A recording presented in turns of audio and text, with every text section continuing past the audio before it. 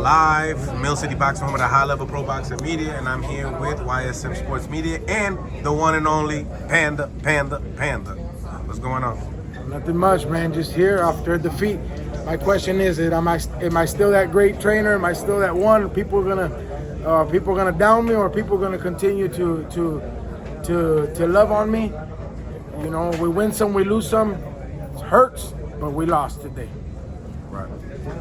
What do you think that could have been better in this fight? What are some adjustments that you think that could have been made that weren't made? Just the outpunch of boxing of punches wasn't there. You know, I believe, you know, a lot of the being here in Puerto Rico had a lot to do with it. You know, I'm not a fan of shows like the ones he came out to. I'm not a fan of those type of things. I like humbleness. I like for fighters to come out. I don't like artists being with fighters, but it's part of it. He's in his hometown. He's in front of his people, you know, but I mean, it was just the outpunch. Even though, you know, I mean, it was a close and a good fight. And Paro was able to clinch on the inside, kind of nullifying Matias' body work.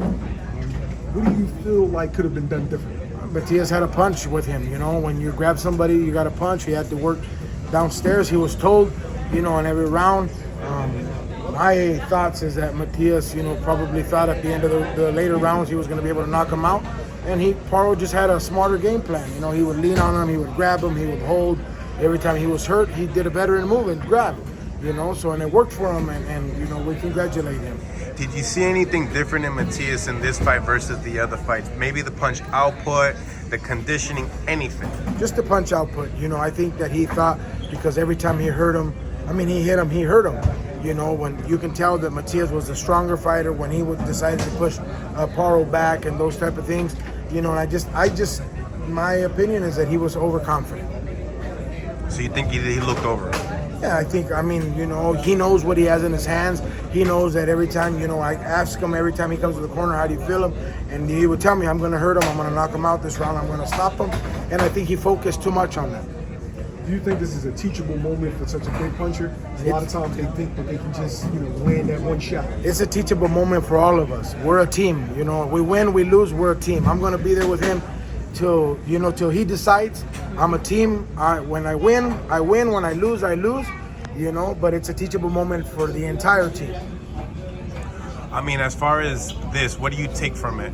What do you take from this loss? A learning lesson, you know, you know, to not be overconfident. I wasn't overconfident, but, you know, to have him maybe, you know, just keep some people away. You know, at the time, it's, you know, we're blessed to have this fan base, but, you know, just kind of, you know, just like when we fight out that it's not here, you know, where it's just a team and he's focused and things like that. He's not worried about artists. He's not worried about, you know, pleasing the crowd. So, you know, that's what I've learned today. What kind of Subriel Matias can we expect in this next bout? Listen, you're never gonna find another fighter with a mindset like Subriel Matias. You've seen him in his press conference. He knows he's a man. He's accepted the loss. He's accepted, you know, what it is. But I'll guarantee you that Matias is a fighter, is a human being, a man who's gonna come back and he's gonna do a lot better. He proved it, you know, in one of his defeats before, you know, and I think he's gonna learn, you know, sometimes humbleness and those things. Like I always tell males, man, you're not gonna ever catch me talking bad about somebody or things, and you know, just focus on what's in front of him. If you get the rematch, right, and you have to go to Australia, do you feel like you can make the proper adjustments and get the dub? I mean, he did say he would knock him out in the next time. I believe him, you know. I believe what he says. I have to believe him, you know. There's certain things we would have to do different, you know what I'm saying? But as far as, I have no doubt in my mind that Subriel can go and win in Australia. We've already seen him defeat, I can't pronounce the guy's name, after his loss. He stopped the guy in Atlantic City. What makes him so tough in rematches? He's a man. At the end of the day, he's a man. He's a man with honor. He's a man with, you know, with balls. He's a man with heart. And he wants to prove that, you know, that you can win some and you can lose some. We've seen it when the rematch with Arnanian, you know, when he came back with Arnanian and knocked him out. And that's the same Subriel. Subriel's going to be a world champion. Again, you have a guy behind him like Juan Iván Orengo, who is an intelligent businessman. He's a man who can move. You know, he can move like chess. He did it with musicians. He can do it with boxers. He redid it with Manny. When Manny lost, you know, he made him a champion again. You have that team, and you have people like that. You got Pedro Cruz, who was his manager, is willing to go to camp with him and you know and be there with him, you know, for the support. There's no doubt in my mind that Subriel will be a world champion again. Subriel said that he wasn't listening to you in the corner. How frustrating is that as a coach? It gets frustrating, you know, but I have to learn that with him I can't, you know, a lot of the videos you guys see is me, you know, pumped up. With him I gotta, you know, let him know. I told him, I said, hey, we need to throw more punches, you know, we need to we put a little more output out there. And he told me I'm gonna go and knock him out. That was his word. I'm gonna knock him out. I'm gonna knock him out. He either knocks me out or I'm gonna knock him out. So, you know, I think he had that in his head, and you know, just game plan went to shit. PBC card. I know you was here, you was busy. Gary Antoine Russell loses against Puello. What's your thoughts on it?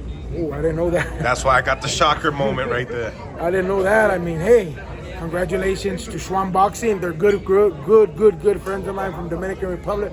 Congratulations on Puello. Congratulations. I think he's with Salas, training with Salas. Congratulations to my good friend Salas. You know, hey, it is, and congratulations. I didn't know that. So. And last but not least, Gervonta Tank Davis scores a 9th round KO over Frank Martin. What's your thoughts? I'm not surprised. I'm surprised it went that long. You know, that long. I thought it was 6th, 5th round, but hey, just tells you that Martin's a good boxer. A lot of people had Frank Martin up like 4 rounds to 1, 5 rounds to 1, and you know, Tank just started pouring it on towards him. It's the same thing. Tank is like Subriel. You know, he's gonna lose the first rounds. He's gonna lose some rounds, but you know, when he touches you, it's gonna hurt you. Today, unfortunately, we weren't able to do that. We weren't able to get that win today, but it is what it is, and you know, I still thank God. God is God. Whether we win, whether we lose, and all honor and glory goes to Him. Man, I thank you for your services either way. Thank you.